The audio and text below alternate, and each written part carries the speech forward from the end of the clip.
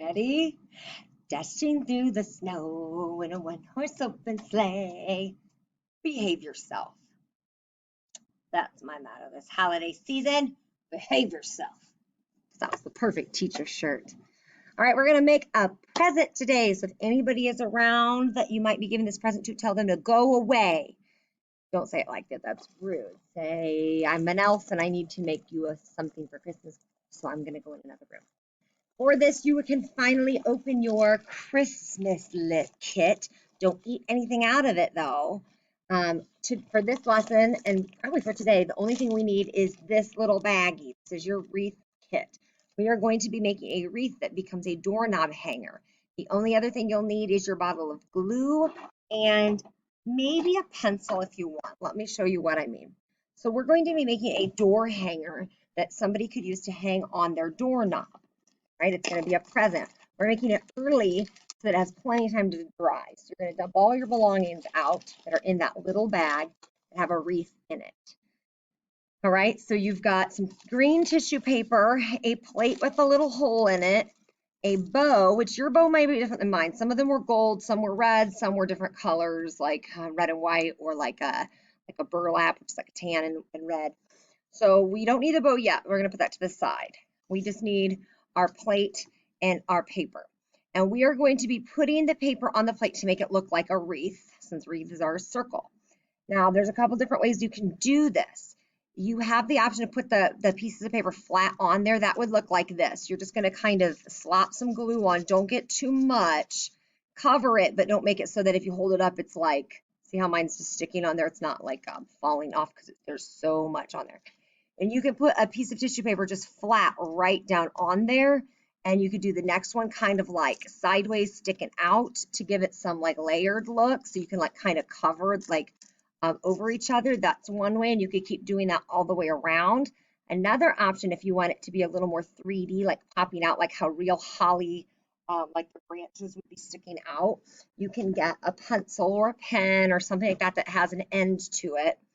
And then what you can do for this one is you're going to put on a dot of glue or a little bit of glue. This takes a little more time. You can also do a combination. And you get the piece of tissue paper and you put it around the end of your pencil so it kind of scrunches around it. And then you're going to use your other hand to hold it and put it down on top of that glue. And then it's going to keep it a little bit more so it's like threes, like scrunch it up a little bit around there. You got to hold it for a second. And then when you let go, it kind of has like a 3D sticking out effect. So I'm gonna pause my camera and do a little bit more of this so you can see what it looks like when it's more covered. Now, one thing you want to try to avoid is covering up that little hole. My suggestion would be to use some tissue paper around it, but not cover it. If you do cover it, it's not the end of the world. Tissue paper isn't hard to poke through, but maybe kind of try to layer it around it a little bit so that it's still showing, because we're going to put the bow through there. Now I'm going to pause it again because I'm going to show you this is what it would look like when it's almost done with the bow if you just do the green around it. It's pretty, but let me show you what it looks like if you do just some of these, not everywhere.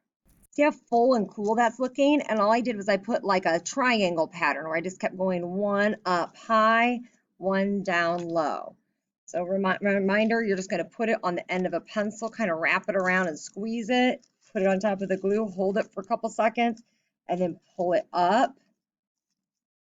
Doesn't want to stick because my eraser's got glue on it now. And just keep going. So once you get close to that little hole, that's where you're going to put your wreath. So put it on the end, squeeze it. And again, it's up to you if you want to do a combination or just one or the other, that's fine. So now what I'm going to do is I'm going to get the bow, and it's got twisty ties on it. I'm going to kind of flatten them out, and I'm going to make each twisty tie go through that hole. So see, they're going through, and then I'm going to pull it through gently. Now look, that's not how I want my bow arranged. So make sure before you tie it on, you get it how you want it. I want it to be flat like that. And then I'm going to kind of push it and hold it. And all you're going to do is to open up the twisty tie so that it won't pull through the back. That's it. And that'll keep your bow on so that it's flat in the back.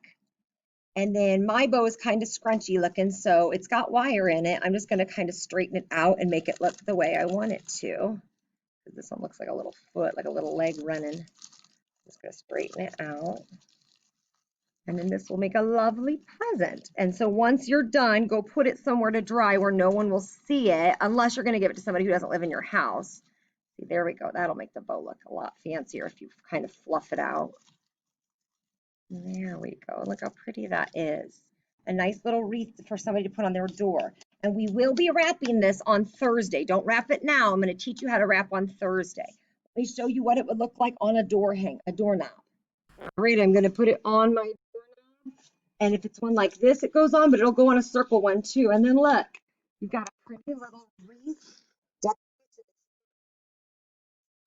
So go ahead and make yours. I also recommend that you write your name and the year on the back, so that maybe you do that before you even start it, because like mine's got glue on it now, so that when they keep it and bring it out when you're like 30 years old, they'll be like, oh, remember that one time in 2020 when you made me that wreath?